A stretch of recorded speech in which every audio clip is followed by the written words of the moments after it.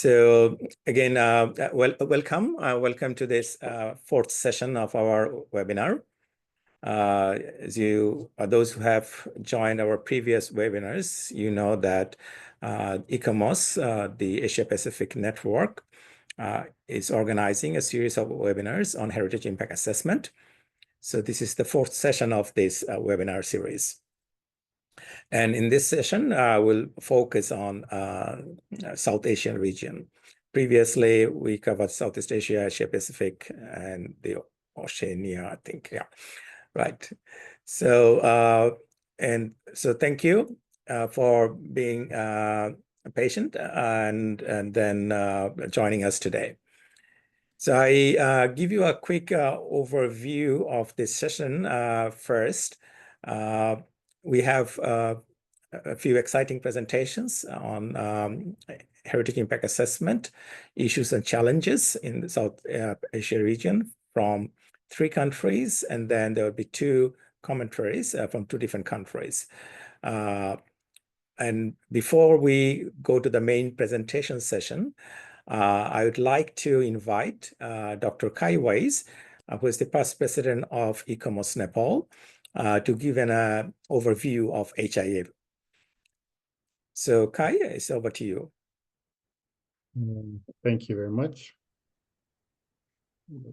And greetings from Kathmandu. So I'm starting with an overview in connection with what the various components of a heritage impact assessment would be. As mentioned, we will have presentations from our national committees in South Asia, which is India, Pakistan, Nepal, Bangladesh, and Sri Lanka. And hopefully there are colleagues from Bhutan and the Maldives as well. Tried very hard to get them also involved, even though they don't have national committees.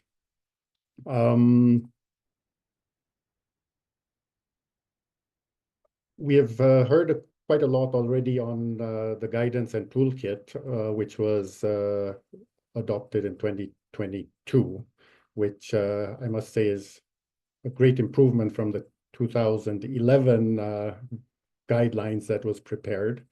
And at the same time in Nepal, we also adopted, or the government of Nepal adopted HIA procedures in 2022. And luckily, they do overlap and they're very similar. And I just wanted to quickly provide this sort of an overview of these various components in the process of preparing a heritage impact assessment. Both in connection with the process we developed in Nepal, which is clearly based on the discussions also held throughout ICOMOS.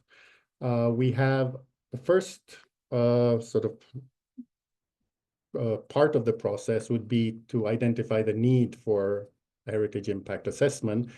And in the guidance document, we again have the first 2 steps, which is screening and scoping, which is carried out by the state party. And we need to understand that this is a sort of an introductory phase, which is carried out by the state party before we have sort of the impact assessment team coming in and actually carrying out the assessment. The second sort of part of this process is carrying out the heritage impact assessment, which in the guidance includes sort of baseline assessment, proposed actions and alternatives, identifying and predicting potential impacts, evaluating impacts, mitigation and enhancement, and reporting. So this part is what is actually carried out by the impact assessment team. And this is often the part that we discuss, and any of us might be the ones that are actually carrying out the impact assessment. But we must keep in mind that this is just part of the process. And this report that is, that we sort of, is the outcome of the assessment has to be submitted somewhere. And the outcome has to be enforced. So the third component would be enforcement of the heritage impact assessment, which in the guidance document includes reviewing the report, decision-making, and follow-up. which again is carried out by the state party. So here very clearly we have three components or sort of parts of this process, and we need to keep in mind the overall process and not just look at one part and get sort of stuck there. I've put up a few questions which hopefully we can sort of discuss at the end, or these are points that might come up during the presentations. Sort of in connection with the need for HIA, who decides what an HIA is required, when a HIA is required and under what circumstances, who has the right to demand an HIA, and sort of activities within defined heritage, sort of world heritage, or are we looking at chance finds in the sense of when suddenly something is found and what the procedures of assessing the impact of any development is. In connection with carrying out heritage impact assessment, who carries out the heritage impact assessment, based on what formats, for whom, and who pays. When it gets to practical aspects of it, sometimes it can get very complicated. And then who has the right to demand information? So we need information to do the assessment. So there has to be some kind of a procedure in place that we can obtain that information. And what is the legal status of the HIA recommendation? So let's say as ICOMOS, as part of the impact assessment team, we provide recommendations. So what status do these recommendations have? And once the report is prepared, so in connection with enforcement, who receives the HIA report, makes a decision, and monitors enforcement? Who has the right to take such a decision? And what legislation allows enforcement and monitoring? So HIA in itself has to be embedded into this overall kind of a system. And the question is, do we have that? Where does it lie? And how do we actually use it? So keeping in mind that this first part is something that is dealt with by the government authority or the state party in respect to World Heritage. It's the second part that we actually do the assessment, but then this assessment means nothing unless it's actually enforced, and it goes back to the government authority or the state party to enforce it. And I think I just wanted to present this as sort of the basis, and I think it's important to keep this in mind when we go through the following presentations. And hopefully we can come back to some of these points, because I think these are some of the issues that we need to resolve to really make a heritage impact assessment effective. So thank you. That's all for the moment.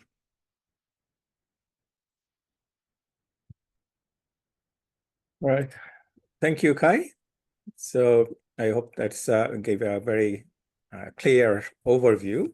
It's an overview, just bear in mind, to HIA. I understand we have ICOMOS colleagues in the audience, but we also have many others who are not familiar with ICOMOS.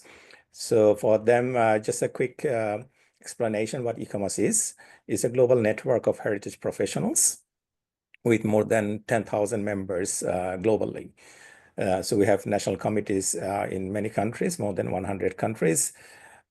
So what we have today is a presentation on national committees on countries from South Asia region with representatives from national committees in this region.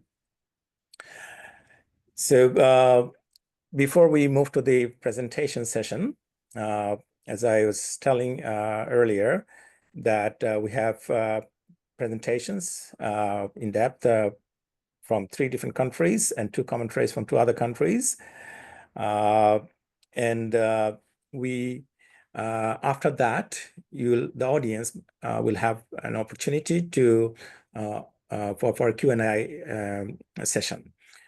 For that, I would request the audience members to post your comments on the chat box. You can do it throughout the presentation session. And once the presentation session is over, and then we will look at your questions and then invite our presenters to respond to your questions. Also, it's just a reminder that please keep your microphone muted throughout the presentation, just not to have any background noise during the presentations. All right. So, so let's move to the presentations by our colleagues from different countries of South Asia. So we'll start with India. Professor Anuradha Chaturvedi. She's the head of Department of Architectural Conservation, School of Planning and Architecture, Delhi. And she's also the Central Zone representative of ICOMOS India. So may I invite Professor Chaturvedi to start your presentation? Regarding the heritage impact assessment processes and their requirement for them, as well as their utility for sustainable development. So thank you, Kai, Iman, and ICOMOS Malaysia. I'm very grateful for this opportunity to discuss numerous issues and challenges, as well as the potential for heritage impact assessment processes for guiding us to more sustainable development trajectories. This subject is an extremely complex, constantly evolving area, and it's difficult to encapsulate all the challenges into 10 minutes. But I'm grateful to Kai for ensuring that I have to focus on the screening and scoping processes, which help to initiate the heritage impact assessment, as well as ensure that it is ultimately implementable and supporting sustainable development in the region. So as can be seen on this slide, the heritage resources in India, as in the rest of the developing world by and large, they are being considerably impacted mainly by very, very large scale infrastructure and services development programs and growth pressures, mainly in urban areas, but also in remote areas now easily accessible for the first time in millennia. Significant, invaluable streetscapes in historic towns, as well as remote centuries-old elements of the sacred geography in eco-sensitive mountain areas are in danger of disappearance. INTAC, the Indian National Trust for Art and Cultural Heritage, a very crucial component in the screening and scoping processes. In a path-breaking State of Built Heritage in India report initiated in 2016, has identified 7,813 built heritage sites currently protected under the national and state acts for which the HIA is mandatory or required in India, but also more than 10 times that number as listed are as yet unprotected heritage resources, and these are at risk of being lost. INTAC identifies that in Diu alone, a very small island on the west coast, 62% of the heritage resources were lost over a period of 26 years, while the national average is identified as being 16% of the heritage resources, which are in danger of disappearing. So in such a complex scenario, I've been asked to speak about HIA processes and outcomes in the Indian context, provide an overview of the legal framework for HIA in India, and in this case, who decides that an HIA is required and who has the right to demand an HIA, and illustrate it through case studies. So I'll be talking about the activities within the defined heritage. In our case, it's not just the 43 World Heritage Sites, but also the nationally protected monuments, which are linked with them or associated with them in some way, and through case studies. So on the left, you can see one of the first HIAs, which was undertaken by the School of Planning and Architecture, not initiated in relation to a notified World Heritage Site, but in relation to the nomination process for the two imperial cities of Shahjahanabad and New Delhi. So this was initiated by INTAC, which is one of the expert bodies mandated under law to work on the HIA processes at that time. And on the right side, it's you can see the kind of platform which subsequently has become available, which has been developed in order to facilitate the HIA process and make it much more effective, as well as make it comprehensible to the community at large. The vast number of individuals who reside in the areas which are within the assessment area or impact zones of the heritage assessment. So the emergence of HIA in India has been, again, a very complex process. India was one of the first to recognize the utility of the environmental impact assessment processes and put into place the Environmental Protection Act and rules in 1986 itself.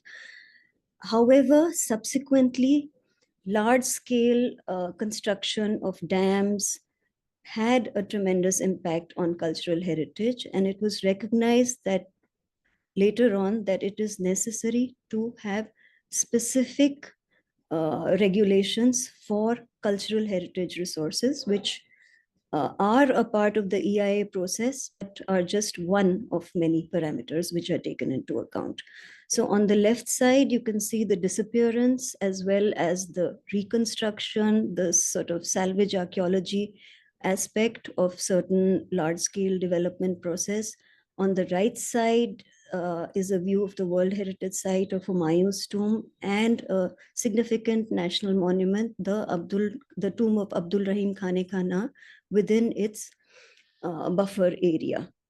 This was impacted upon by the construction or the improvement of infrastructure, which was prior to the Commonwealth Games, which were held in 2010. So between 1986 and the Ancient Monument Sites Remains Act Amendment and Validation of 2010, there were a large number of developments which were primarily reactive and put into place as a result of large-scale urban renewal missions or growth induced by cultural tourism in eco-sensitive areas. On the left side, there have been certain EIAs. There are certain large-scale projects which have been undertaken using only the provision of under the Environmental Protection Act and the EIA notification of 2006, such as the Central Vista project, for which ICOMOS had put in place a heritage alert regarding the necessity to undertake an HIA in order to understand its implication on the cultural values of that area. And on the left side, you can also see the government platform which was developed in order to support and facilitate the EIA process. So as mentioned earlier, there are more than 7,800 monuments which are protected under the center and the state. There is a platform which enables one to identify not just the protected area, which is shown in red on the right side, but also the overlapping prohibited and regulated areas, which cover a significant area which comes under the environmental impact assessment purview. On the right side, we have the World Heritage Site of the Humayun's Tomb complex, for which there are heritage bylaws in existence, as well as the provision for undertaken heritage impact assessment, which is going to be required because of the construction of the rapid rail transport system in the New Delhi NCR area. So as we can see, the legal framework for HIA consists of the Ancient Monument Sites and Remains Act, Amendment and Validation of 2010. It's a central government act and it's applicable to the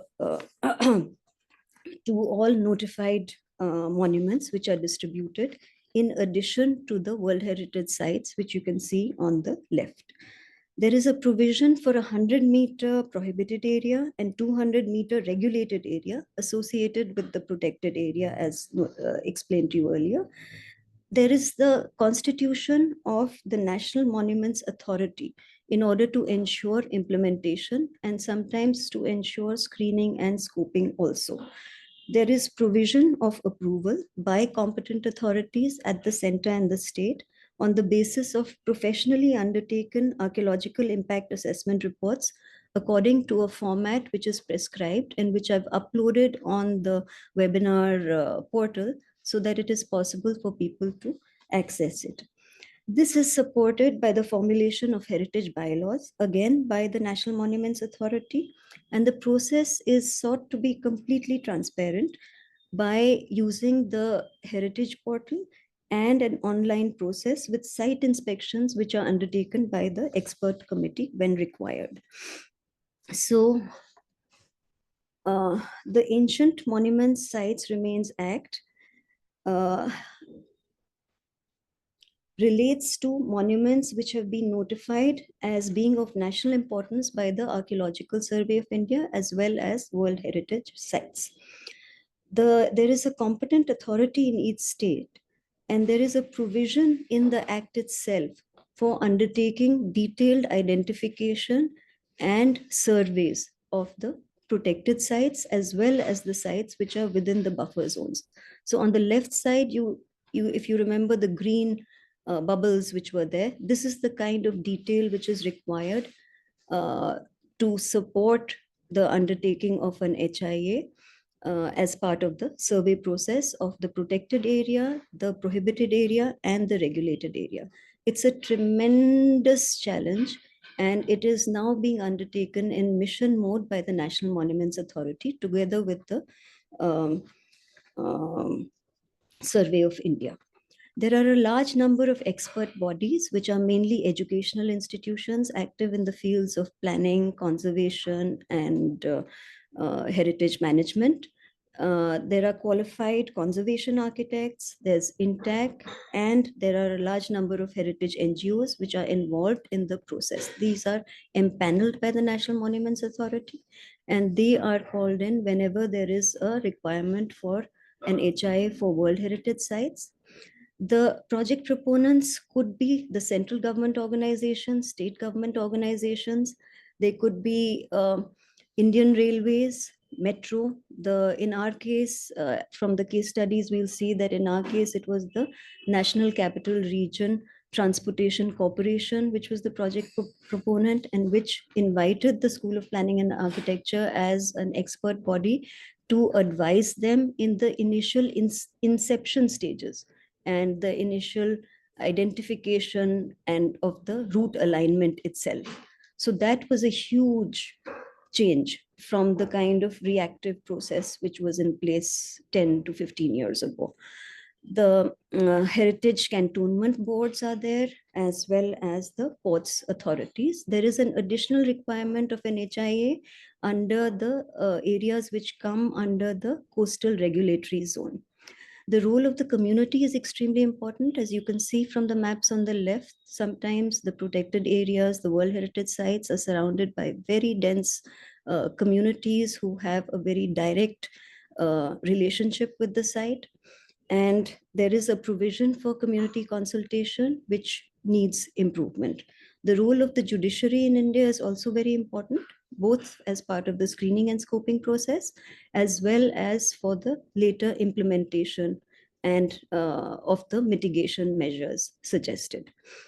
So under the legal framework, the term which is used in India is that of archaeological impact assessment rather than heritage impact assessment, though it does cover different aspects such as the impact on built heritage, the impact on natural heritage, the impact on intangible heritage, the visual impact, as well as other direct and indirect impacts.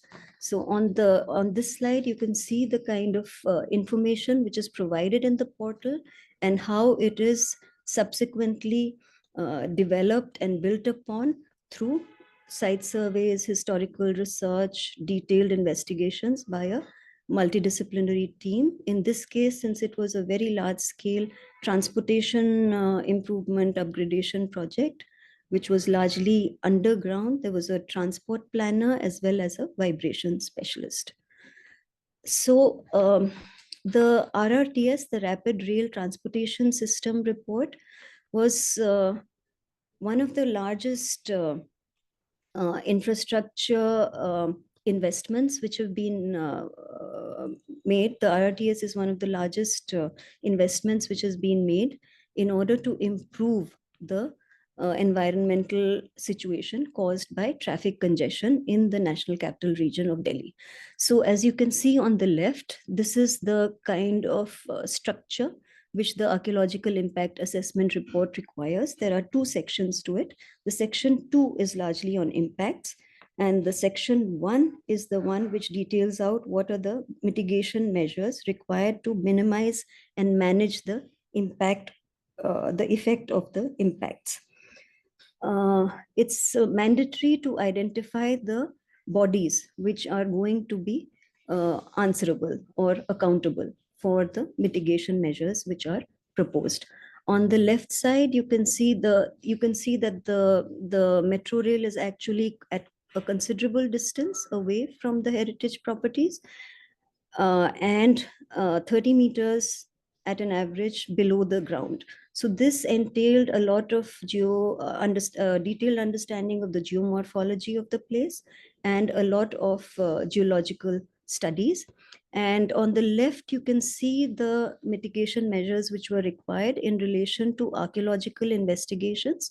There were 3 sites identified during the course of this, which required further archaeological investigation. It is notable that the NCRTC actually changed the alignment of the metro rail because of the findings of the archaeological impact assessment report. And here we can see that as part of the study, there's considerable historical research which is undertaken, but there's also state-of-the-art kind of vibration analysis in order to determine whether there is likely to be any adverse impact of the process of construction of this particular route.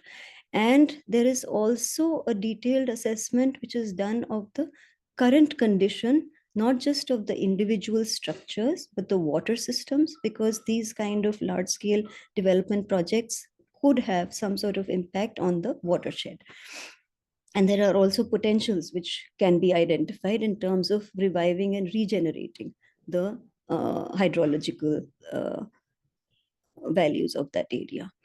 So that was one of the large-scale projects. This is another project which was undertaken by the central government within the Sorry to interrupt. within the restricted area. sorry. I'm just wrapping up. So these are 2 different projects which are undertaken by government organizations, but which are positive developments which help to improve the conditions in the historic areas. So the format which has been followed is evolved from the earlier iteration of the toolkit, of the heritage toolkit. These projects were undertaken before 2019, before the lockdown.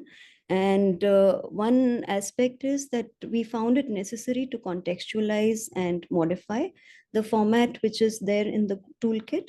And we found a lot of it which was extremely useful and helpful in convincing the project proponents to in terms of the mitigation measures. So it's a very systematic and structured process which was followed. And in my view, there are, as Imon was involved with the formulation of the competence framework for the Asia Pacific region, which was undertaken by UNESCO Bangkok. So in my view, the competences, skills, and knowledge required for the HIA in the in South Asia, they are very context specific. There are so many diversities and complexities with every project and every site. And heritage regulations, which are in progress now that the surveys are completed, there is a process which is going on for formulating heritage bylaws, which are context specific, which assist in the HIA process. And then the necessity for coordination and collaboration between multiple organizations and agencies becomes possible because of HIA. Everyone is brought on board. In the case of the NCRTC, they were brought on board at the earliest stage of inception of the project. So it was, I think, giving us direction as to when the scoping and screening should be undertaken at the very initial stages of project formulation.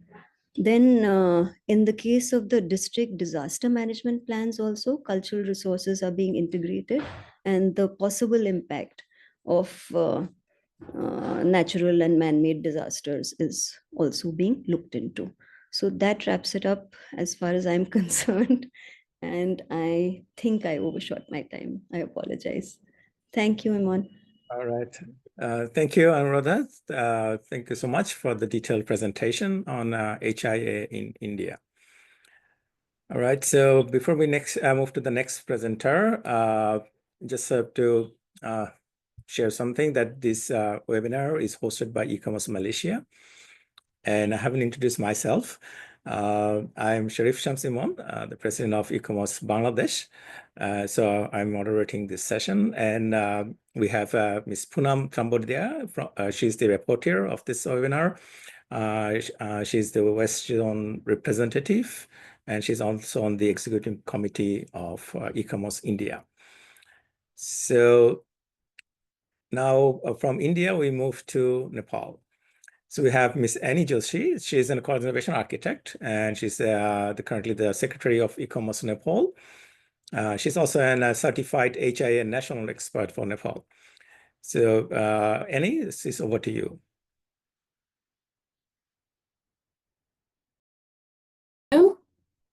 Is my screen visible?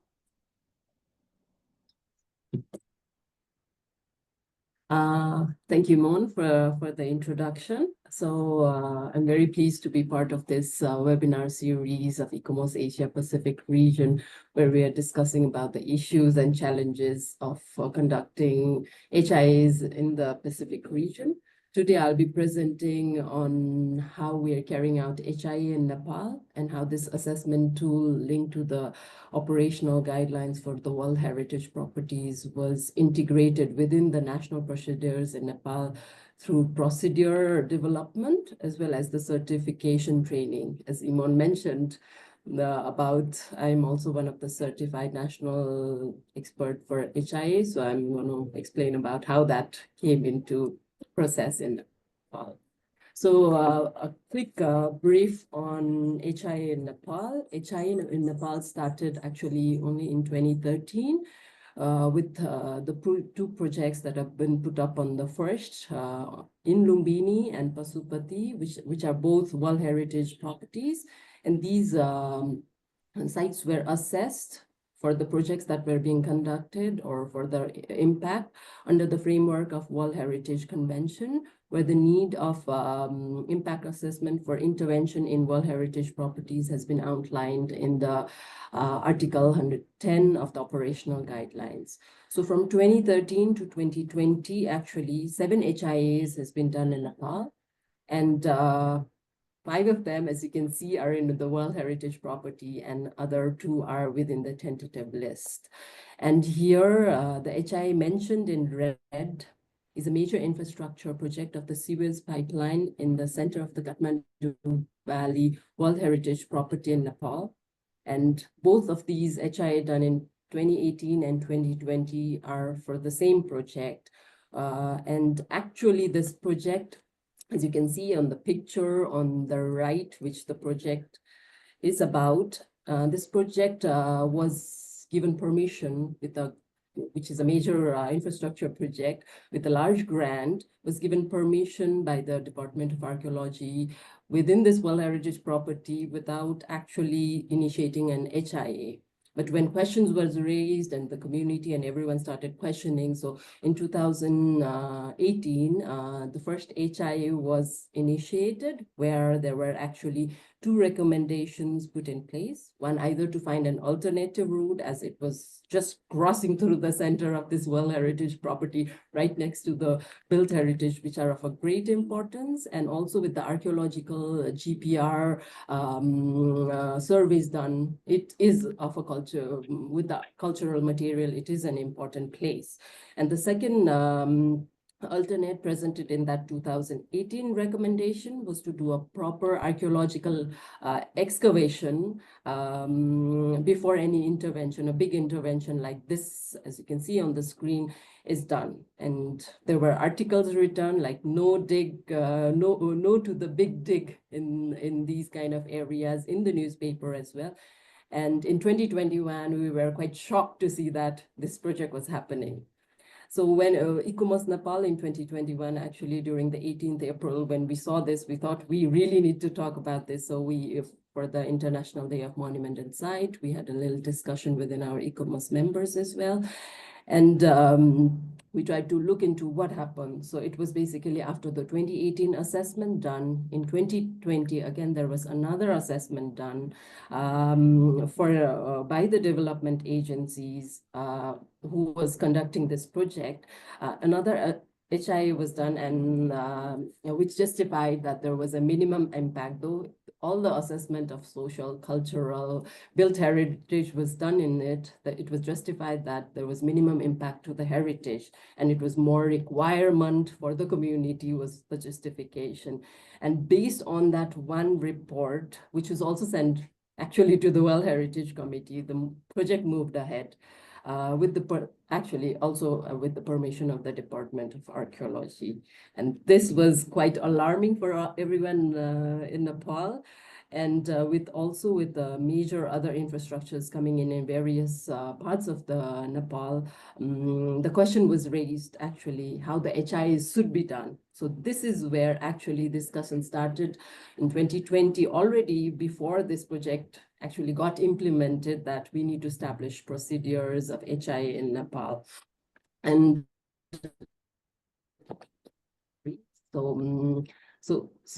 so it was basically for the HIA to start in Nepal. It was not only about making sure that this infrastructure project doesn't get into the World Heritage property only, but also making sure that HIAs are done beyond the World Heritage property and also into the national and local heritage. And another objective of ensuring that we establish this procedure was also to make sure that it is integrated with the national legislation and it's not only linked to the World Heritage Convention. So, and another also important aspect was that we do assessments before the project is planned, because this particular example happened because it was already planned, permitted, and then HIA was done. So we were hoping that this process could be changed. This is where the procedure in Nepal was established. I'm going to quickly go through this, how the procedure has been developed in Nepal. So basically, when a developer has a proposal, it actually approaches Department of Archaeology with the proposal to check if HIA is required for that particular decision making. And then based on the law, so that the decision could be made based on the law. So usually it's the developer who hires the HIA expert, but that is what happened in the pattern case. So when this discussion on HIA was done in Nepal, we thought it would be good to have the Department of Archaeology appointing the HIA expert and not the HIA expert being directly approached by the developer. And then with the reports prepared by the HIA expert, there would be an advisory body, like Anuradha was also mentioning about the how the experts would then review the thing. But during this process, as it got complicated, Department of Archaeology actually established an HIA committee within the department with experts in heritage management and with various expertise within the department, who then reviews the report presented by the HIA expert with recommendations which has been put in. And that would then be the basis for the Department of Archaeology to take the decision in regards to the permitting the project or not permitting the project. So, so in this case, in 2022, with all these procedures put in place, actually the heritage impact assessment procedure was finalized, and it was adopted at the ministerial level in Nepal, which still needs to be integrated into the act. and also be endorsed by the cabinet, which is still in process. So as this process has been procedure has been put in place, now the part is we have to carry out the HIA. So who carries out the HIA and how can that be done in an unbiased way is one of the things that was very important. Firstly, as soon as this HIA procedures were passed, there was certain awareness campaign and capacity building training took place in Nepal in 2022 and 2023, where ICOMOS Nepal and UNESCO office in Kathmandu was involved, where there was this information on this HIA procedure, HIA, also linking it to the guidance and toolkit prepared by ICOMOS ICROM in collaboration with UNESCO and IUCN. And along with in these awareness program, actually, there were larger participants, also including the staffs of the Department of Archaeology themselves, as well as the site managers.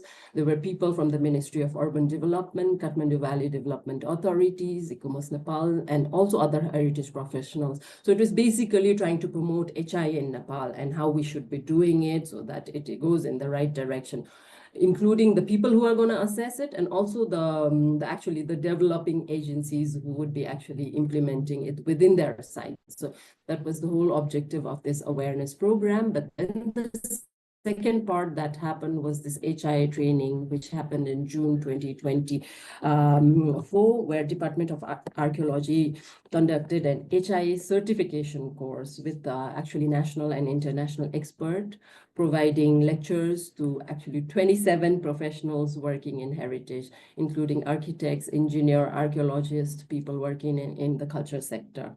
So this 2-day training included introduction to the HIA, so including what we are having in the international scenario as well, and what was happening in Nepal, HIA procedure, which was adopted in 2022, along with discussions on the report formatting. So one of the interesting discussions during this certification training was also a report is produced, but sometimes the report lacks the information actually required for the assessment as well. So within the procedure, actually, there is a kind of content of reporting as well. So this allows an assessor to make sure that each and every aspect required for HIA is looked into. And during the training session, what we did was also compare it with the ICOMOS ICROM toolkit that has been produced. And we had quite similar thing within our procedure and within the toolkit. So we compared and came to this conclusion with this summary, which actually for me personally during the training and after the training has helped quite a lot. And along with such introduction to HIA and this formatting, we were also given guidance on the legal aspects. So all these legal acts and legislation linked to the heritage protection in Nepal, and also linking it to the World Heritage Convention was given information on to all the participants so that they are well aware of all these regulations. And another important aspect was also about the on the ethics. So HIA is all about protecting the heritage, and we have to make sure that we are unbiased and we are ethical while making our recommendation and reporting that the main objective is to protect the heritage. So we had also lectures on ethics, which was very helpful. And then after all the participants were given an assignment, a case study to assess, and given a time frame of a week. So with the submission of the report, actually, out of the 12 participants, so we had, 27 participants, we had 12 who were provided with the full certification of the HIA. Here you can see the Department of Archaeological DG and the Joint Secretary of Ministry of Culture providing the certificate to the participants. Here to end my presentation, I'm showing here the HIAs that are done in 2025. So the certification course was done in June. As you can see here, since then we have various HIAs done, and on the right you can see that most of them are done on the local and the national heritage, and there are just 2 in the World Heritage. So which reflects that the tool of HIA in Nepal is now not limited to the World Heritage only, but used for the assessment of the local and the national heritage as well.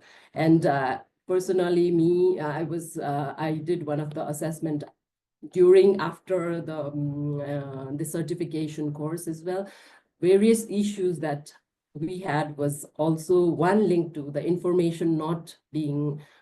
entire information not being there for the assessment was one of the issues that actually I faced personally. And then the reporting was done with recommendations, and then later the implementation has not yet taken place. So I think that still with the implementation, there is still, we are still facing some challenges in Nepal. That's how I want to wrap up my presentation. Thank you. Thank you, Annie.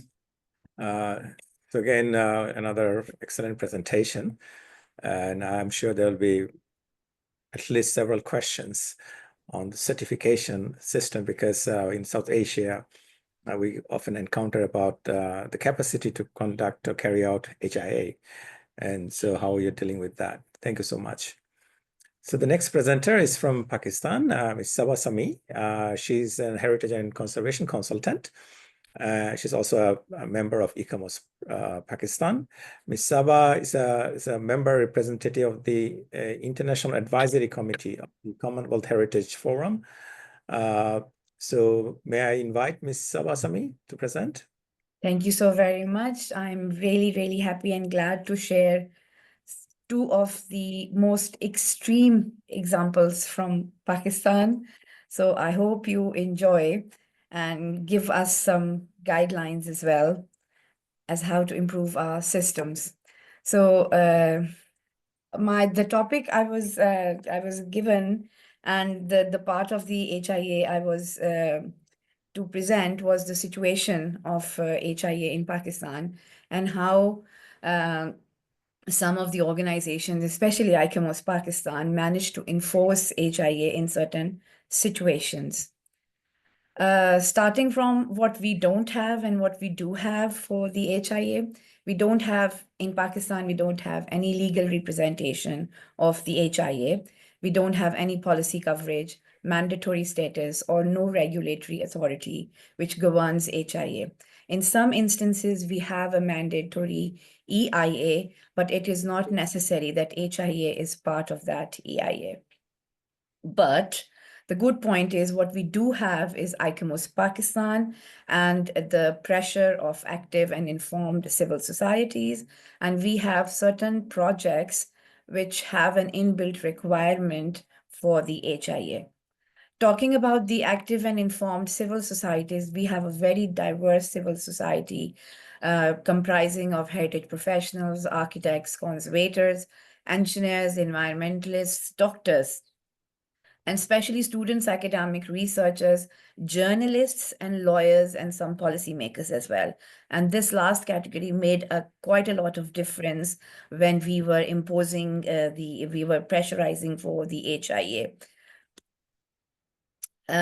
Coming to the first project I was involved in was an international project, which was a Tapi gas pipeline. It started from Turkmenistan and had to go to Afghanistan, then to Pakistan, and then to India. So the HIA and the environmental and social impact assessment was built inside of this project, this development project. And I was part of the archaeological and cultural heritage impact assessment. And we did a very elaborate heritage impact assessment inside the 500-meter wide corridor, a 500-meter wide corridor. And we found that all natural reserves were protected, all major cities were bypassed, minimum alterations in the natural terrain of the two provinces, and minimum or no population dislocation were already built in the project. However, we managed to find several settlements and some archaeological mounds and archaeological grave sites inside the 500-meter corridor. The most prominent was the Kojak Tunnel, which is identified in the light blue dotted line. 1/4 of that tunnel was coming inside of the 500-meter corridor allocated for the gas pipeline. And a settlement beside it called the Sheila Bagh cantonment area came also inside the corridor. So we recommended to change the routes of this corridor in certain areas. It was well received, and a negotiation was done and a mitigation process started. So now in 2023, we have a new plan, which the route has been changed. So HIA was very effective in this project, and it was effective because HIA was a requirement for the project, and it was enforced by the project and involved government and developing agencies.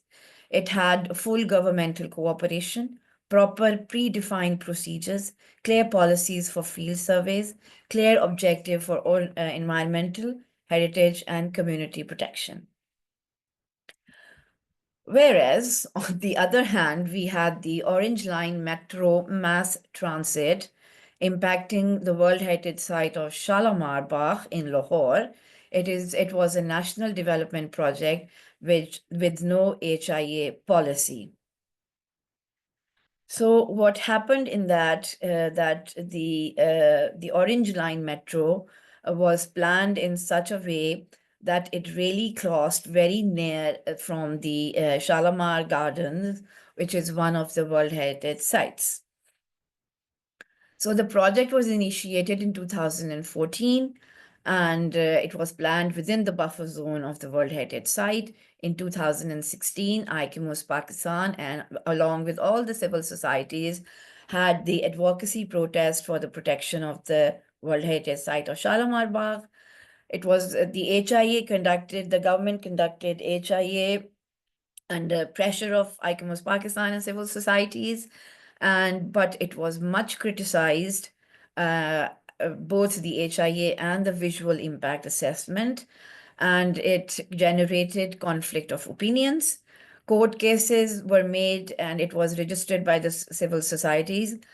Fortunately, Lahore High Court granted stay order around the World Heritage Site of Shalimar Bagh, and the construction was halted for 22 months. In the meantime, in 2018, the appeal was submitted to the Supreme Court, and Supreme Court granted a conditional approval for the construction. Some of the mitigation strategies did get implemented. That is why you see the bulge in the line. Otherwise, it would have gone straight.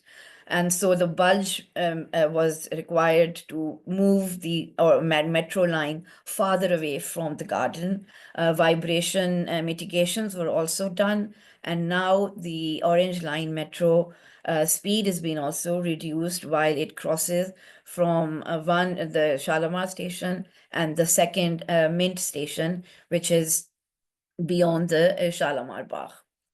But lots of mitigations are still to be implemented. ICOMOS Pakistan played a great role with UNESCO Islamabad as a mitigatory authority, and it helped in calling the Joint Reactive Monitoring Mission, the RMM. Advocacy meetings and correspondence with concerned authorities were done by ICOMOS Pakistan and civil societies. They had awareness raising campaigns, and they planned for future HIA capacity building trainings as well.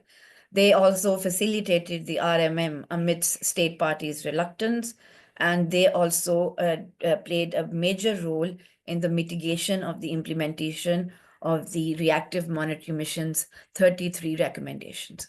Above all, ICOMOS Pakistan stressed on the fact that HIA is not an anti-development procedure, rather it is a tool for appropriate and sustainable development.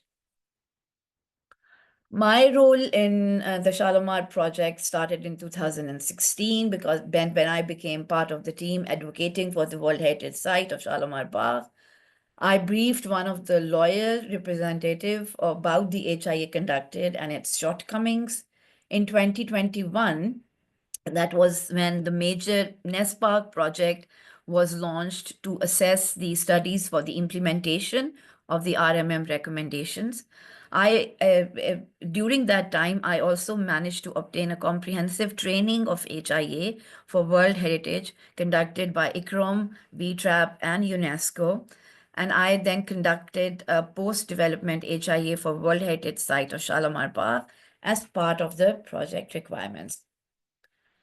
These were the tables I managed to develop after the certified training, in which everything is shown in red and it's very permanent and it's a large change.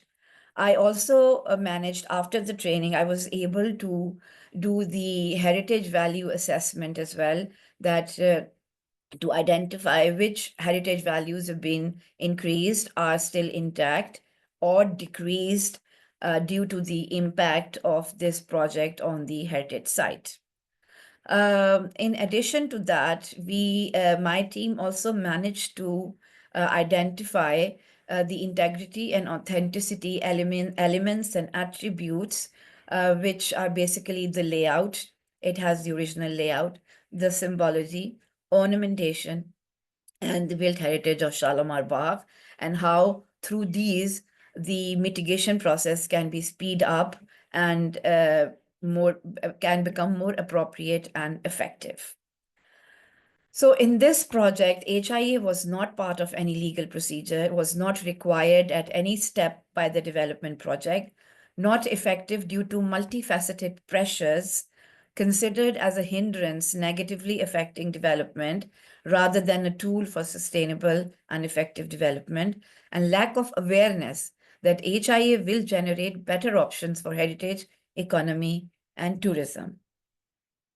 Thank you so very much. I hope I was in time and I hope I spoke clearly. Yeah, perfect timing. Thank you so much. My alarm just rang and then you ended the presentation. Thank you. All right. With the three presentations, we have more in-depth understanding of HIA in three of our neighboring countries.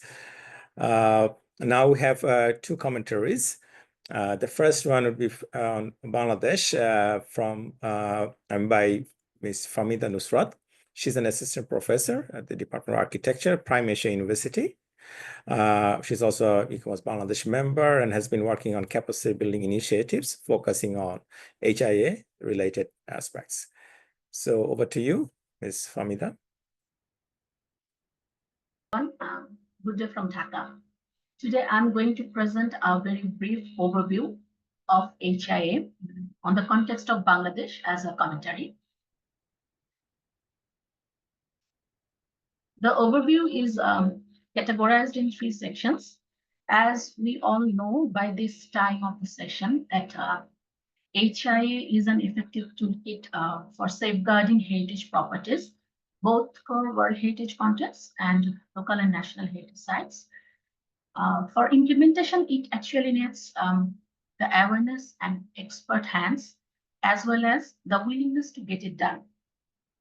Considering this, I will be focusing on how Bangladesh is perceiving HIA at this point by briefly stating its capacity building initiatives, in practice scenario, and status of legal integration of the HIA as a procedure on the context.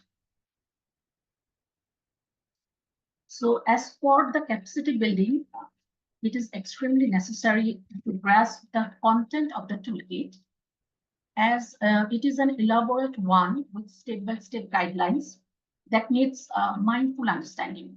In this regard, over the years, Bangladesh has managed to conduct a few effective training sessions, workshops, and masterclass that I believe created a team of local experts.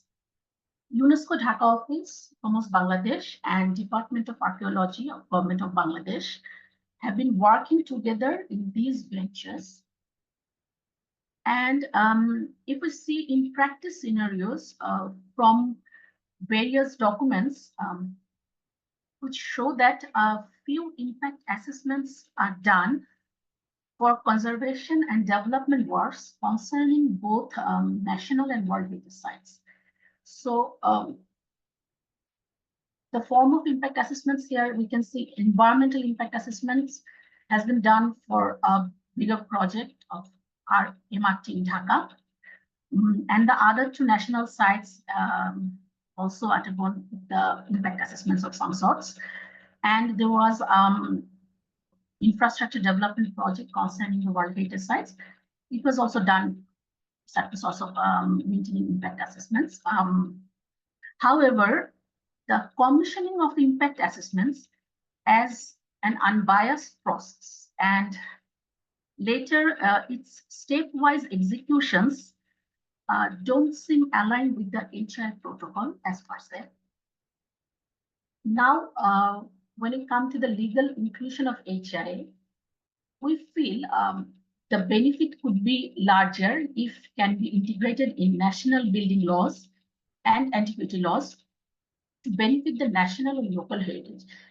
As under the World Heritage Convention, HIA is applicable for World Heritage sites. So we can assume that if any development is happening within the World Heritage site, we'll be getting HIA.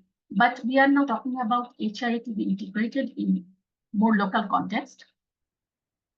Since we are working on it, but any recent updates we haven't come up yet.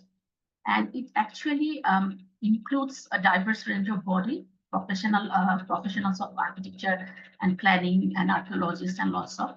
So it's a tricky process which is not solved yet to get the benefit of HIA in our local architectural and conservation practice.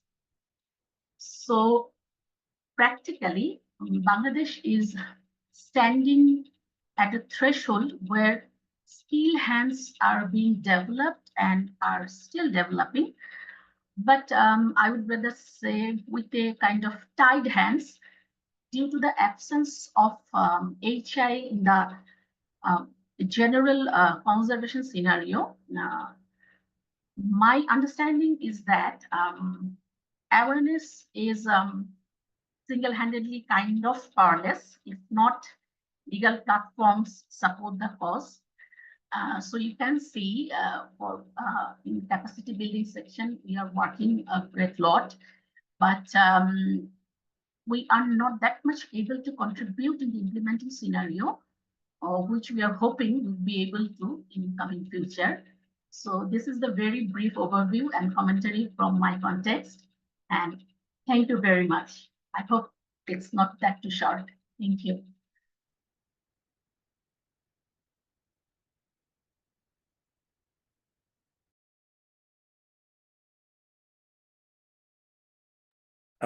Thank you, Fahmida. Again, just in time for the next one. So now we move to the second commentary and the last presentation, country presentation, I would say. So I would like to invite Mr. Rasika Mathukumarana from Sri Lanka. Mr. Mathukumarana is the member of ICOMOS Sri Lanka. He's an underwater archaeologist working for the Central Cultural Fund in Sri Lanka. He's also a member of the ICOMOS International Committee on Underwater Cultural Heritage.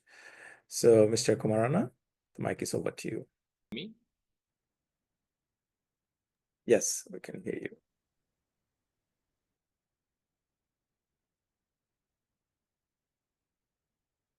Yep. Okay, wonderful. Yeah, thank you. Okay. Thank you for the invitation. I would like to give a brief presentation on the status of HIA in Sri Lanka at the moment. Sri Lanka is a rich cultural heritage deeply influenced by its ancient history, Buddhism, Hinduism, and colonial eras. And also the international maritime trade spans over 2 millennia. The island is home to several UNESCO World Heritage Sites, including the ancient cities of Anuradhapura, Polonnaruwa, Sigiriya, and the sacred city of Kandy. The process of conducting heritage impact assessment in Sri Lanka is relatively new, as the assessments conducted by using the term of archaeological impact assessment, as we've seen in India and some other neighboring countries. The archaeological impact assessment, AIA, is in Sri Lanka are governed by the Antiquities Ordinance number 9 of the 1940. The relevant provisions for conducting AIA was further detailed in the amendments made in 1998 and year 2000. Also, the environment impact assessment is also done for the development projects in Sri Lanka according to the National Environmental Act. Considering the complex development projects that vastly affect heritage, not only the archaeological remains, we realize the necessity of conducting the heritage impact assessments. These assessments cover not only the archaeological remains, but also the whole complex situation of socio-cultural, natural, and cultural heritage. As a state party signed on to the World Heritage Convention, we have the potential to conduct heritage impact assessment to meet the current requirements. At the moment, I'll take some examples. Only one systematic HIA had taken place, done in Sri Lanka. It is related to the World Heritage Site of Galle Fort. It was done for Sri Lanka Port Authority by the team of French Sri Lankan consultants. This was done in 2015, but before that, during the last 2 decades, there were several archaeological impact assessments have been taken places, especially around the Galle Harbour.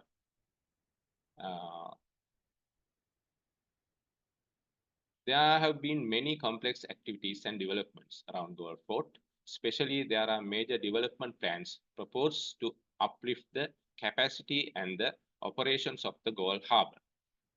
As these may directly impact the World Heritage Site of Galle, a few AIAs were done from 1996. There was a part by part, there was a development in 1996 and 2007, and again in 2012. An AIA was done in 2007, specifically I was also involved, focusing on Galle Harbour. Underwater investigations were conducted and an AIA report was produced. The harbour and the developing area falls under the buffer zone of the World Heritage Sites. So there's a lot of underwater cultural heritage also involved. There's nearly 30 underwater heritage sites, including 12 historical shipwreck sites. So we have to take steps to conduct some investigations and seabed explorations, finding these archaeological sites. This was the surveys were done in 1996, 1998, 2003, and again in 2007. These are not only the 2007 one is the archaeological impact assessment. Others are the underwater archaeological research done by the Maritime Archaeology Unit. So these are the sites in shipwreck sites some of goes to the 12th century, and there are Dutch shipwreck sites. The Maritime Archaeology unit which I represent, we do all kind of field explorations and excavations in Galle Harbour area, because my office and the unit is based in Galle, but also all around the country, we do the underwater cultural heritage assessment and fieldwork. There are a lot of colonial era shipwrecks inside the Galle Harbour, which need to be take care to protect them for the future. So we do have a complete documentations, but still it's a vast area. We did not done like a very detailed surveys in this area. So we have the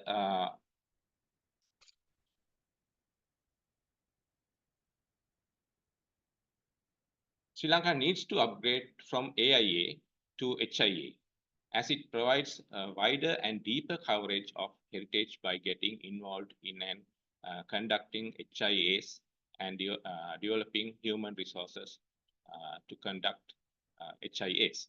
So at the moment, under the archaeological department and under the Act, we are the name you still used for archaeological impact assessment, but we are slowly converting that to heritage impact assessment, which we need to do, and we need to consider about more wider range of cultural heritage. Thank you. Thank you, Mr. Sika. So I'm sure you have many questions, and we see that there are questions being posted on the chat box already. So thank you for asking the questions. So we'll have a session soon to answer those questions. I also see some of our presenters have already started to respond in the chat box, but maybe we will revisit the questions just in case the others have missed those responses. So before the Q&A session, now I re-invite Kai. And now this time, he will provide us with a summary of the session. Thank you. Let me do this very quickly. I can, of course, not sort of summarize all the little details and sort of the richness of these examples of each of these cases. But I did want to point out certain things that we need to take into account. And when we look at the different examples that were presented, and of course, the different circumstances and situations that we realize that each of our national committees face. And so just coming to some of the points that we need to take into account. So in connection with need for HIA, are we talking about HIA as part of EIA? And I very often, the implementation is done not as a separate HIA, but within the EIA framework. Is that okay? Does it, deal with the same situation, or is that just sort of a part of an EIA which we tick off and say, yes, HIA is also done? I think that also needs to be looked at. And of course, the AIA was mentioned several times. And is that the same thing, or do we look at it? It needs to be, as was mentioned, upgraded to HIA. The other question is HIA for World Heritage. Is that a document we send to the World Heritage Center? What are the implications? I mean, are we just looking at something that we satisfy, the committee with, or is it linked to something that actually takes place at the national level? The next question is, how does it link to the national level procedures and legislation? And are we looking at national level, but also local level or associated authorities who all can actually partake in this? In Nepal, it's really, at the moment, archaeological survey, the Department of Archaeology. It's not the other authorities, but we want the local authorities involved as well. How do we actually look at this at the different levels of national government? On the other hand, is it for large projects only, which is sort of these multinational projects, only for World Heritage, only for inventoried or sort of identified heritage, or are we also looking for chance find, and what are the procedures for that? And I think some of the cases also within Asia Pacific came up with all these various examples. I think it's important to keep them apart and be very clear about what is it that we're actually talking about, and what is actually being addressed in this process that we're carrying out. In connection with carrying out HIA, initially we had international experts going around doing HIAs. Probably we still need that under certain circumstances, but then in the sense of, are there conservation architects, multidisciplinary teams, or in the case of Nepal, is the certified national HIA expert a good idea, or should it be sort of, left to a broader community to do that? I think those are, again, the questions that arise. The question other is the format. So we talk about, the HIA is, in the end, it's a report with recommendations. The EIA has a certain format. We have a format given to us by the World Heritage, which seems to be sort of a mandatory format that we have to follow. But, is that related to the requirements at the national level? And how do we sort of provide the format as required, or can we actually bring it all together and see how it actually functions best in connection with what it's actually trying to achieve? And then in connection with enforcement of HIA, so what legislation, which authority, the legal status of the HIA report itself. So in many cases, it's it's not within the act, it's just a procedure, and it's a very good part of a procedure to provide justification for recommendations. And so are we referring to an assessment? Only an assessment, but that's not sufficient. We're also looking at negotiating the best solutions. We're also looking at monitoring and implementation. So very often heritage impact assessment, we talk about HIA. It's not just the assessment. I think we need to look at it in a much broader sense. And sometimes we forget that, and we only look at it as preparing that report.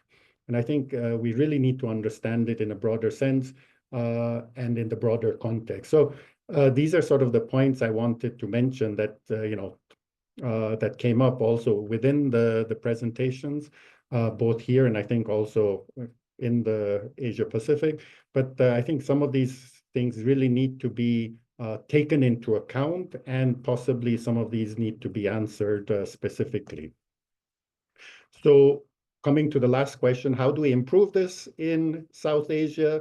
I think there's still a lot of work we need to do, but hopefully we can get started on this and really look at the heritage impact assessment as a tool to protect our heritage, of course, in South Asia, but also in the Asia Pacific. And I think we're on, taking a very important step forward, and hopefully we can continue these discussions, and also that it also has a long-term impact in establishing these procedures. So I went through that relatively quickly since we're slightly behind in time, but all this is going to be, online. You can refer to it, and I think we need to discuss quite a few of these things also in future. Thank you.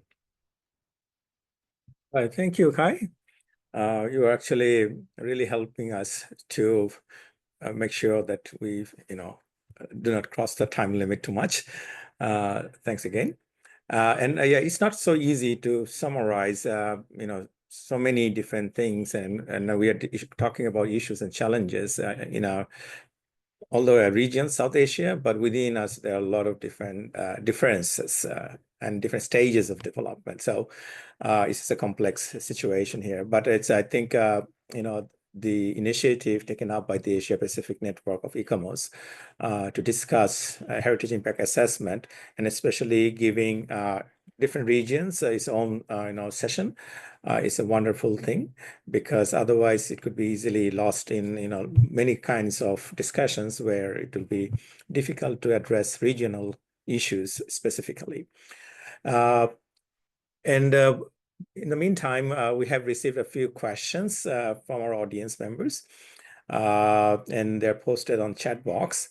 So I'll just go through. I mean, again, some of the presenters have responded to those questions because the questions were directed to particular presenter already. But again, for the sake of for other audience members who might have missed that, I would request the presenters to address those questions one more time, but this time verbally. So the first question came from Ms. Susan McTire of Tamoy, and her question is about who's paying for HIA, especially in the case of Pakistan. Says that there seems a lot of unpaid work by ICOMOS members. So may I request Sabah to respond to this question? Yes, thank you so much, Imon. As I wrote in the chat box as well, usually the development agency do pay for the HIAs, which it did for the Tapi gas pipeline. The development agency and the government did pay for the HIA and sponsored all the field surveys and everything.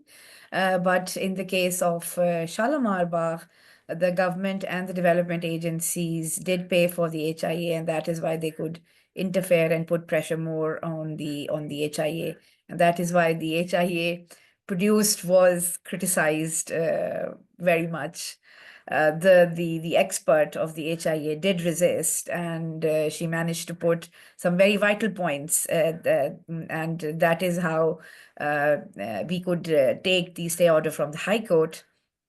And the Supreme Court also passed a judgment, a conditional approval judgment, based on those critical points, which the HIA expert did manage to put in. But yes, that was the question. And yes, all the ICOMOS Pakistan representatives and civil societies did put in their time for free. So that was a great contribution. Thank you. All right, thank you, Sabah. All right, so there are two questions to Annie. So I read both questions together. So the first question is from Famida.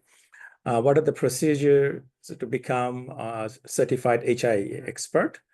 Is there any standard or format? And then there's another question very related. Is it a mandate to be and it's from Karim Danis, to be a certified expert, HIA expert, in order to prepare an HIA for World Heritage Sites in Nepal? Annie? Thank you both for your question.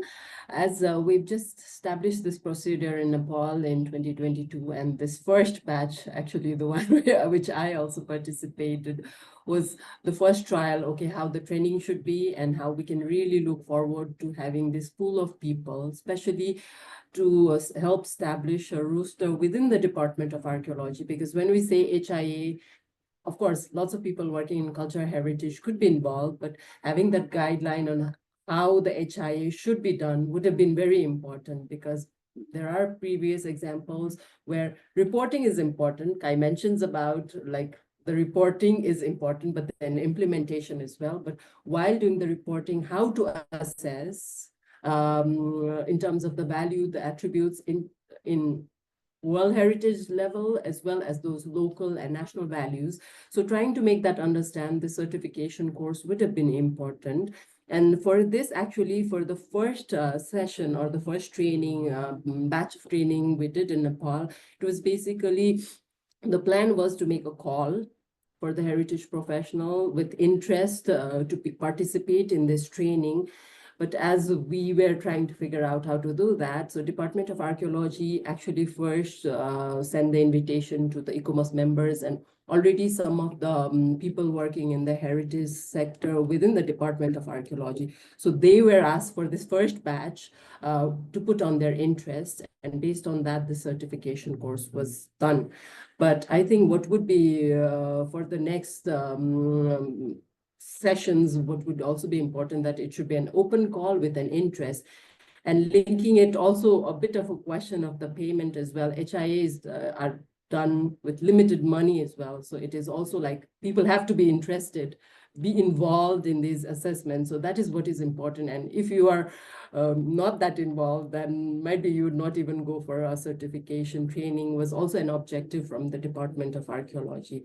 And in regards to the mandatory process or not, what we were trying to establish in Nepal was basically, there were lots of requests from lots of local development agencies as well for in the Department of Archaeology to do HIS. So there were suddenly so many numbers of HIA being demanded by lots of development projects as well. So this is where DOA felt like, Department of Archaeology felt like, okay, we need lots of people who will be doing HIAs regularly. And but they need to do it in such a way, unbiased, understanding what HIA is. This is where this certification course was put in place to actually support the Department of Archaeology to make this roster.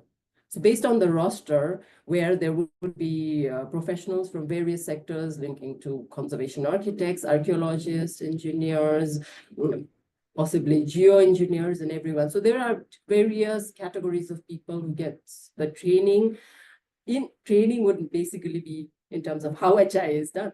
So once they have their expertise and also the training, then they get enrolled in this roster, which then becomes the basis for, according to the what project needs to be assessed, department can actually appoint a consultant or multiple consultant for the HIA. So I would say yes, it is mandatory to be within the roster to be to perform the HIA in Nepal from now on. Thank you. Okay, thank you, Annie. I also see it's very nice to see that some of our audience members are already responding also from their point of view to some of the questions, which is quite nice. For the sake of time, I'm not going to go through those answers at the moment, but I would, again, Poonam Verma, she has a question about the ICOMOS role in this HIA process, especially regarding World Heritage Sites. And then Ms. Susan has already responded to it. And because this is a specific answer to a question, and it's not, although it's about coming from, I mean, giving Indian examples, but would Susan be interested in answering this question verbally? Or I can read it out.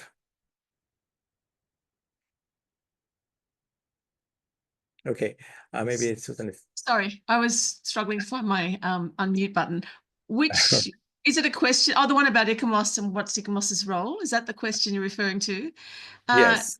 Yeah. So the secretariat really, we are an advisory body, so the secretariat really can't take action on any of these things within a nation. However, and our role would be largely to work with the national committee in that country to try and talk about what would best fit with them, and maybe to bring some sort of diplomatic pressure, if you like, persuasive, or maybe not diplomatic, persuasion to the authorities in terms of, doing the right thing. So the heritage at risk is one opportunity.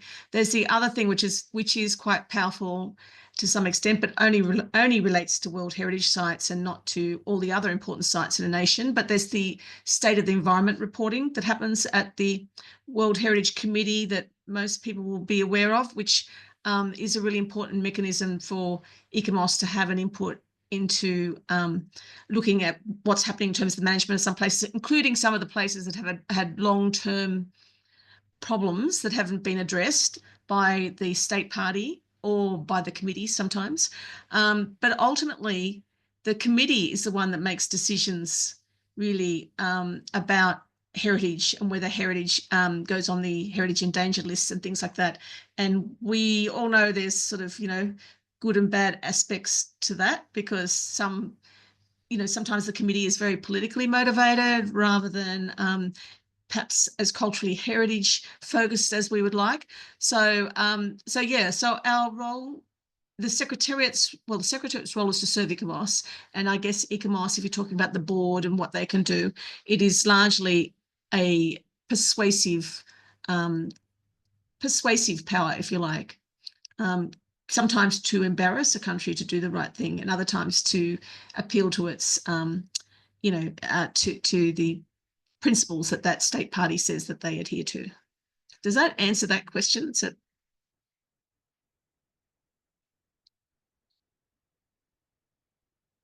Yeah, I think so. So thank you so much. Again, we know there are a lot of details to every response we make to the questions. And because of the time constraint, we cannot really dive deep into those issues yet. But I think the conversation that we just started will continue. And will not just be limited to this webinar, because soon we're going to have a meeting in Korea. And that might give us another opportunity to discuss this. And I understand there will be a session discussing the kind of outcomes or findings of this webinar series, which has been going on for a few months already. All right, so there are a few requests for additional information to our presenters. So again, I would request our presenters to take a look at those and possibly answer to them separately or respond to them separately. Then there is also kind of, we know this issue, so who should actually bear the cost of an HIA, and whether there be any conflict of interest depending on who's requiring it and who's paying for it. So there are a few also good comments. Again, for the sake of time,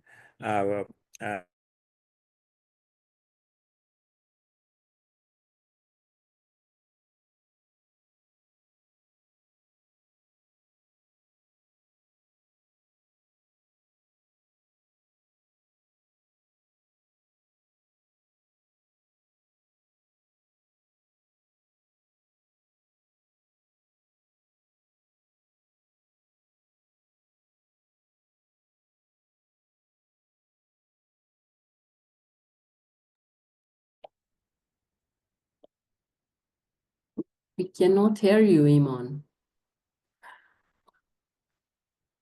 Iman, we seem to have lost you.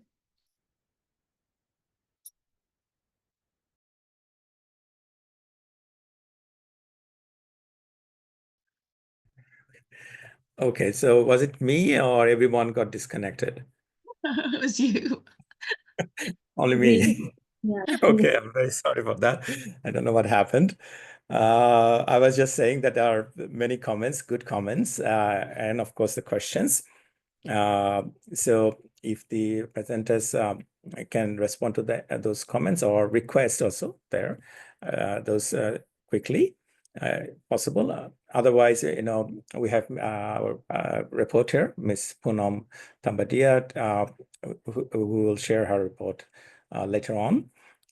So where you can get a summary. The other one is that we have our ICOMOS regional meeting coming up in Seoul very soon.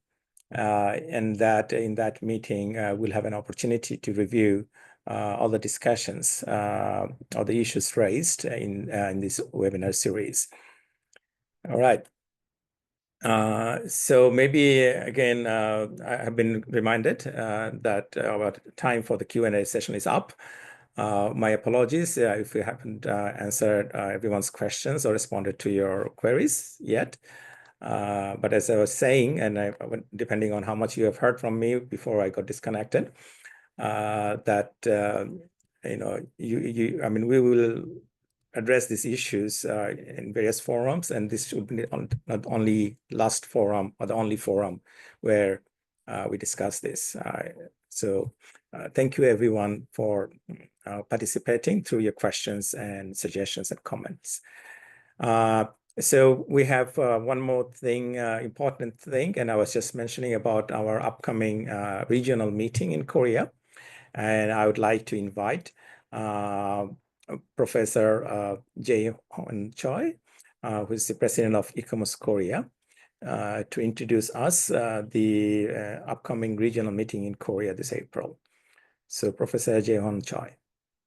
Thank you, Imam. Can I share my screen with you? I hope everyone just can see my screen. It's really great to have an opportunity to give a brief introduction about the ICOMOS Seoul Asia Pacific Regional Meeting. The meeting will be held from the 15th of April until the 18th of April. And the umbrella concept is the challenges and the collective responses facing heritage in the Asia Pacific region. And we deal with the 4 different sub-themes, the HIA, as we dealing with here now, and also heritage interpretations, climate change and the disaster management, and how to combine all of these different the challenges and responses together, so integrated world heritage, intangible cultural heritage, and the memory of the world, and then finding out a new way forward. And it is organized by the ICOMOS Korea and WIPI, and also the Korean National Commission of the UNESCO, and hosted by the Korean government, actually. And we expecting that just we making a face-to-face meeting after the Corona, and this is a rare chance for us to meeting together and discussing about the real matters around the Asia Pacific region. So just before the Nepal GA meeting and the 2026, the Malaysia GA meeting, we have a kind of the chance to get familiar with each other. And actually, we try to invite most of you, especially the national representatives, national committee president. So each of you, we like to fully supporting you around the flight ticket and accommodations. And as long as our budget plan is allows, we like to partially supporting most of the participants. So here is the outline. We almost have a 16,000 US dollars in our budget plan, and we like to invite around the 100 of the participants, including the 40 the national committee president and the delegation, including the steering committee members and Asia board members, and some relevant experts. And there are some ICOMOS Korea members and any other interested in international scholars together. And here we have a quite earlier draft program here, but we are now still taking the registration form. I like to remind all of you, the president of each national committee, the due date is the 25th of this month. So after that, there are no way to supporting financially. So that is the last the day for sending us your registration form. So day one is that we're going to have a welcoming dinner together. And from the second day, 16th of April, we're going to have a main conference day. Main conference actually is the morning session and the afternoon session. And each session has a plenary session and a thematic session. That is our original plan for that. And the first day, we're going to cover up the heritage impact assessment. And also afternoon session, we're going to cover up the interpretations. And there are many, many opportunities for you just to bring up your own ideas and discussing about these ideas with our colleagues. And then the second day, the 17th of the conference, we're going to cover up the climate change and the disaster management, and also the comprehensive approaches in the afternoon session. And the 18th, the day 4, that is the morning session, is especially designed for the ICIP session. And then afternoon session, we all going to take a field trip within the Seoul downtown area. And this is just a general outline of a conference timeline. So February 25th is the final submission of registration document for National Committee President and invited guests. And starting from 27th to March 21st, this is open to general public. So each ICOMOS members is free to come to Korea. We are quite welcome. And then the March 1st is deadline for the invited speakers. We have a couple of invited speakers mentioning about some of the specific themes. And the March 7th is the first program confirmation and the request for speakers to submit their presentation manuscript. And March 15th is a distribution of a program poster and the programs to each national committee. And March 21 is the deadline for overseas participants for their own registration document. And then April, we're going to cover up the PPT submission. Is the April 4th because we need more time to prepare for that. The 11th, this is just for the domestic participant deadline. And then we're starting our main conference. This is our conference places. Conference venue is held in the Konkuk University. And that is my own university here. And we have quite a big lake here. And this is a student center quarter. And the primary is located this side. This is located in the east part of the Seoul. And the entrance and just a general hall, we call it primary, we have 350 capacities. So it's enough room for all of us. And then your hotel, actually, this is actually the reserved hotel, the Rivera Hotel. This is not far from the places for our conference hall, a little 2 kilometers away, take only 2 stops for the subway system. But each morning we're going to take your bus conveniently to the conference hall, free bus.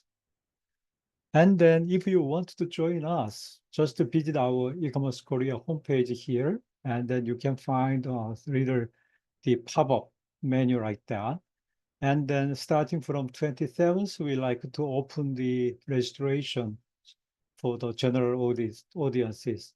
There is no registration fee at all. So which means that every meals, except for the accommodation and your flight ticket, every meals is free. So, and you may enjoy the nice weather in Korean spring times. So please join us. Thank you. Thank you, Ima, for inviting me. Thank you. Thank you for the generous offer. I think everyone will be there, and it will be a wonderful opportunity to meet each other. General Assembly, not General Assembly, the regional meeting of ICOMOS. All right, and also maybe just a kind of reminder that we also have our annual General Assembly coming up in Nepal after this one. So exciting time for us. All right, so it's almost the end of our 4th webinar of this series. And before we conclude, just one housekeeping announcement from our ICOMOS Malaysia colleague. May I invite Ms. Amalin to share this information with the audience?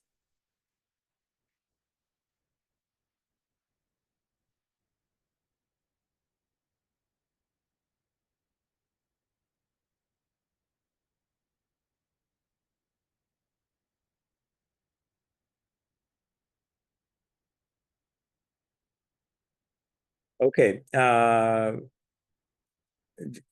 so this is the QR code which will take you to the feedback form, which is very important for us. So to know how we have done in this webinar today. So just make sure that you, in case you can't do it now, or you just take a screenshot of it and then you can do it later on. And again, the YouTube link to this webinar will be uploaded or shared with you if you have registered. And I'm sure because you are here, so you have all registered for this webinar. So that will be sent separately later on when it's ready. And you probably also have access to the reporter's report later on. Okay, so thank you so much. I would like to thank our presenters, especially for preparing the wonderful presentations and sharing with our audience and with everyone. And also, of course, thank you to our audience. And my apologies for the late start again. And then thank you for your questions and suggestions and comments. So, in general, an active participation, which made it more interesting. I'd also like to thank Ms. Poonam Tampotia for being the reporter of this session. It's not easy. I mean, it happens in the background, but it's a quite important part of any meeting or webinar or seminar. And finally, I'd like to thank ICOMOS Malaysia for hosting this event. My colleagues, again, they've been working in the background. And it's not easy, and it's not just one webinar they're organizing or hosting. They have been taking care of the entire webinar series. So hopefully, probably there will be another webinar involving Central Asian countries or West Asian countries, but we will receive an announcement when and if that is arranged. So with this, I conclude today's webinar series. Everyone have a nice day, and wish you all the best. And looking forward to seeing you, if not all, almost all of you, in Korea in April. Bye for now.